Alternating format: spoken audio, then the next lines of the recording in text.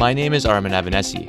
I'm a software developer and I am very excited to present to you my course, Performing Continuous Delivery with AWS CodeStar.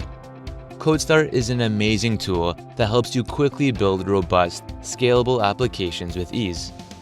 This course is designed to get you up to speed with exactly how CodeStar works, so we'll go as far as exploring the underlying AWS services that it uses.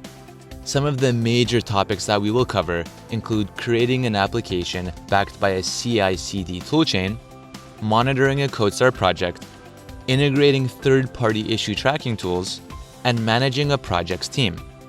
We'll learn each of these topics by first creating an application together so you gain hands-on, practical knowledge.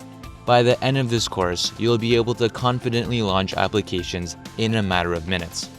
Before beginning this course, you should have a basic understanding of what continuous integration and continuous delivery are and have a general idea of what some AWS services do, such as Amazon EC2, AWS Lambda, and AWS IAM.